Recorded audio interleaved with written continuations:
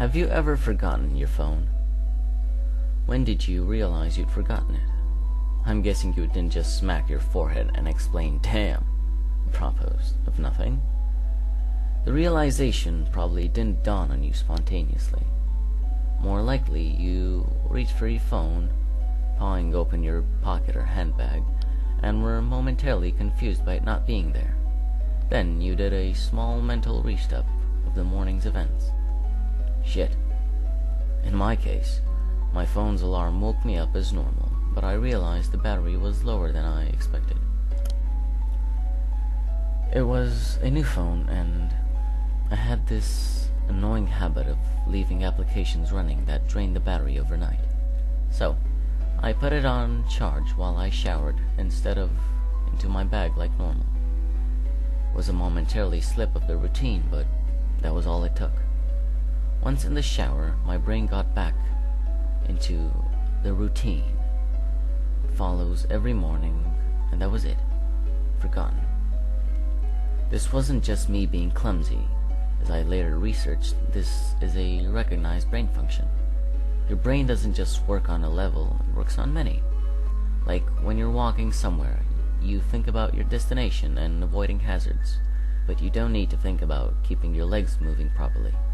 If you did, the entire world would turn into one massive, hilarious Quap cosplay.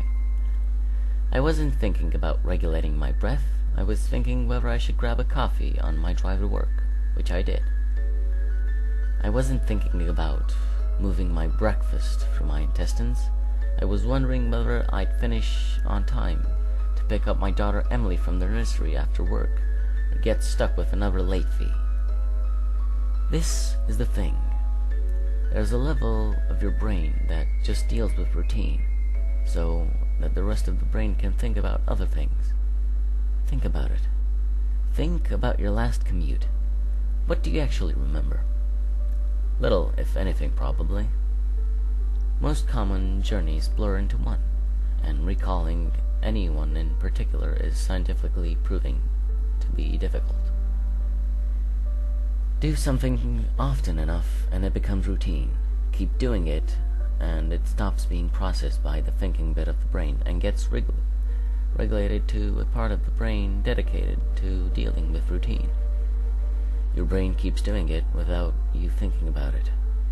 Soon, you think about your route to work as much as you do about keeping your legs moving as you walk, as in, not at all. Most people call it autopilot, but there's a danger there. If you have a break in your routine, your ability to remember and account for the break is only as good as your ability to stop your brain going into routine mode. My ability to remember my phone being on the counter is only as reliable as my ability to stop my brain entering morning routine mode, which would dictate that my phone is actually in my bag. But I didn't stop my brain entering routine mode. I got into the shower as normal. Routine started, exception forgotten. Autopilot engaged. My brain was back in the routine. I showered, I shaved, the radio forecast amazing weather. I gave Emily her breakfast and loaded her into the car. She was so adorable that morning. She complained about the bad sun in the morning blinding her, saying it stopped her from having the little sleep on the way to the nursery. And we left. That was the routine. It didn't matter that my phone was on the counter, charging silently. My brain was in the routine, and in my routine, my phone was in my bag.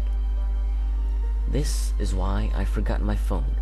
Not clumsiness, not negligence. Nothing more but my brain entering routine mode and overriding the exception.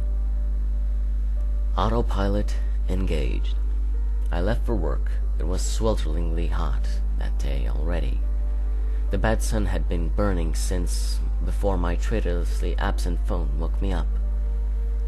The steering wheel was burning hot to the touch when I sat down. I think I heard Emily shift over behind my driver's seat to get out of the glare. But I got to work, submitted the report, attended The morning meeting. It's not until I took a quick coffee break and reached for my phone that the illusion shattered. I did a mental restep. I remembered the dying battery. I remember putting it on the charge. I remember leaving it there. My phone was on the counter. Autopilot disengaged. Again, therein lies the danger. Until you have that moment, the moment you reach for your phone and shatter the illusion, that part of the brain is still in routine mode. It has no reason to question the facts of the routine. That's why it's a routine. Attrition of repetition. It's not as if anyone could say, "Why didn't you remember your phone? Didn't it occur to you? How could you forget? You must be so negligent." This is to miss the point. My brain was telling me the routine was completed as normal, despite the fact that it wasn't. It wasn't that I forgot my phone. According to my brain, according to the routine, my phone was in my bag. Why would I think to question it? Why would I check? Why would I suddenly remember, out of nowhere, that my phone was on the counter? My brain was wired into the routine, and the routine was that my phone was in my bag. The day continued to bake. The morning haze gave way to the relentless fever heat of the afternoon. Tarmac bubbled. The direct beams of the heat threatened to crack the pavement. People swapped coffees for iced smoothies. Jackets discarded. Sleeves rolled up, ties loosened, brows mopped. The park slowly filled with sunbathers and barbecuers. Window frames threatened to warp. The thermometer continued to swell. Thank fuck the offices were air-conditioned. But, as ever, the furnace of the day gave way to a cooler evening. Another day, another dollar. Still cursing myself for forgetting my phone, I drove home. The day's heat had baked the inside of the car, releasing a horrible smell from somewhere. When I arrived on the driveway, the stones crunching comfortingly under my tires, my wife greeted me at the door. "Where's Emily?" "Oh, fuck!"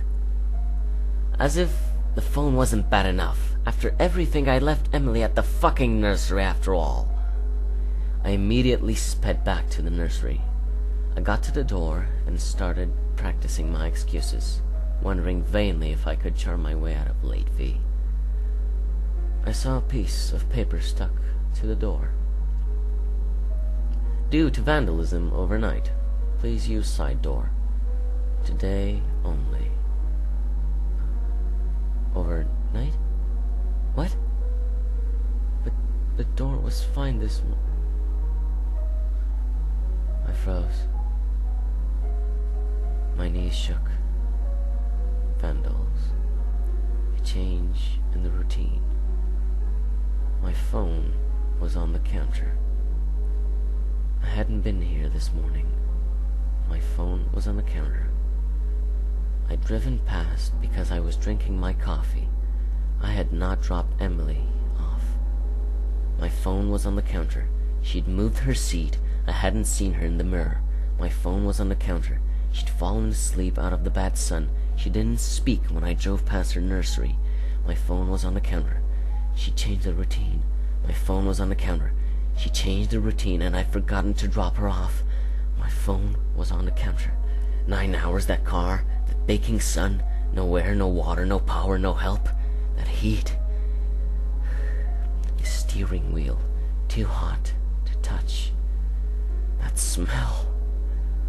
I walked to the car door. Numb. Shock.